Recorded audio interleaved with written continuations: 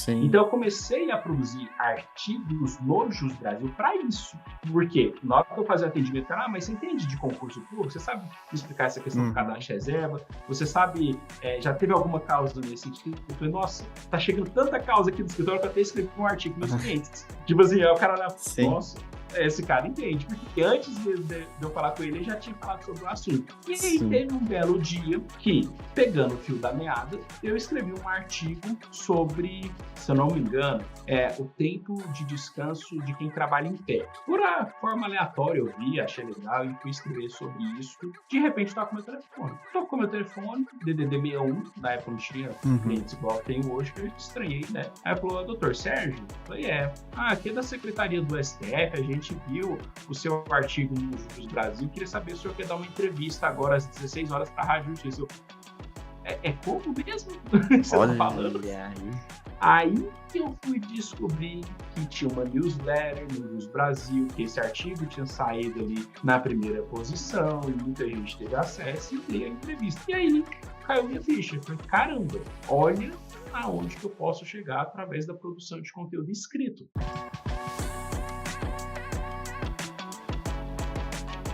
E só para alinhar, talvez, com algum ouvinte que tá ainda um pouco perdido, assim, mas como assim escrevia? Mas escrevia onde? Escrevia lá pro jornal, né? Então, só para alinhar onde era e com que frequência, você montou um site próprio? Você escrevia uma vez por semana um artigo ou mais? Como é que era isso aí? Então, quando eu estava ainda no escritório, lá do presidente da OAB, para o portal jurídico eu escrevia uma vez por semana. Criei um blog, eu mesmo, do zero, lá no Wix, né? Chamava advmerola/Wix, um nome horroroso, que eu nem tinha domínio, né? E postando totalmente de forma aleatória. E foi quando uma pessoa me apresentou o Jus Brasil. Só que não na perspectiva do artigo. Eu caí de paraquedas no mundo dos artigos do Jus Brasil, impressionante. Ele falou, olha, esse site aqui, ele tem uma parada que é muito próxima do Google Ads hoje. Tem um esquema aqui que a pessoa está buscando um advogado e você fala com essa pessoa. Aí eu falei, você tá mentindo pra mim, né?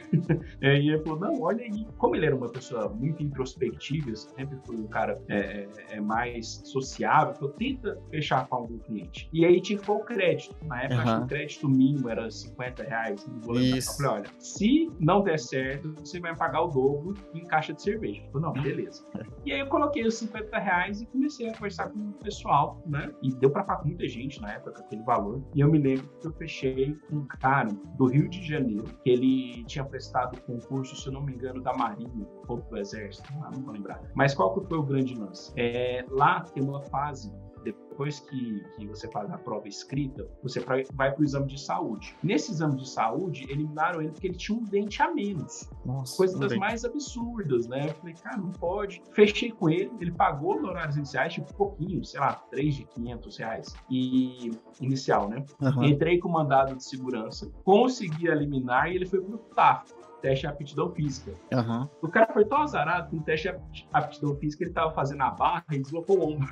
Nossa, cara, não é pra você. Não é pra você. Não era pra entrar mesmo. E aquilo lá me mostrou que eu falei, caramba, o negócio pode funcionar. Eu não sabia que existia artigo. E qual foi o grande lance? Quando eu tava usando o Jus Brasil lá naquele escritório famoso, eu me apresentava como o advogado daquele escritório. Quando eu saí, eu tomei um choque de realidade. Por quê? Eu tava fazendo um atendimento bonitinho, tava colocando tipo R$500 de crédito, né, para fazer esses atendimentos. Só que eu era o ex-advogado daquele escritório. Foi aí que eu falei, caramba, eles estavam contratando, não era o Sérgio, era o escritório famoso.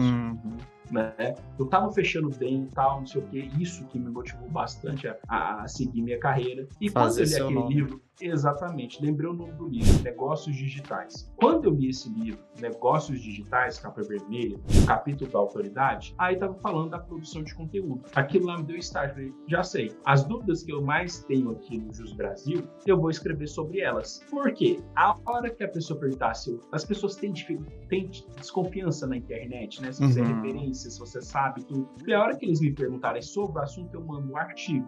Então eu comecei a produzir artigos no Jus Brasil para isso. Por quê? Na hora que eu fazia atendimento, cara, mas você entende de concurso público? Você sabe explicar essa questão do cadastro de reserva? Você sabe, já teve alguma causa nesse sentido? Eu falei, nossa, tá chegando tanta causa aqui no escritório que eu até escrevi um artigo para meus clientes. Tipo assim, aí o cara olha, nossa, esse cara entende, porque antes mesmo de eu falar com ele já tinha falado sobre o assunto. E aí Sim. teve um belo dia que, pegando o fio da meada, eu escrevi um artigo sobre, se eu não me engano, o tempo de descanso de quem trabalha em pé. Por a forma aleatória eu vi, achei legal e fui escrever sobre isso. De repente toco meu telefone. Tocou meu telefone, DDD 61, na época não tinha clientes igual eu tenho hoje, eu estranhei, né? Aí falou, doutor Sérgio? Eu falei, aqui é da Secretaria do STF, a gente viu o seu artigo no Jus Brasil, queria saber se o senhor quer dar uma entrevista agora às 16 horas para a Rádio Justiça. Como mesmo que você tá falando?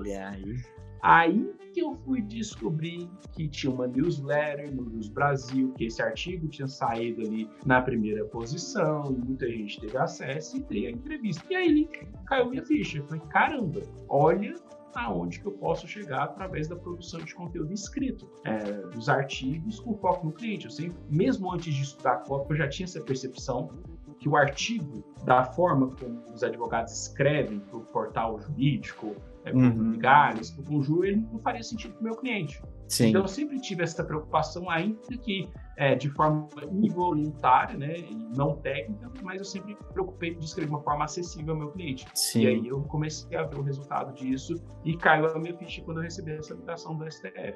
Esse conteúdo foi legal para você? Então seja legal com o conteúdo. Dê um joinha, marque como gostei, faz um comentário, envia para um colega. Assim você ajuda que esse conteúdo chegue a mais pessoas e aí nós conseguimos criar cada vez mais e melhores conteúdos para você. Eu conto com a sua ajuda, combinado? Um grande abraço e até a próxima!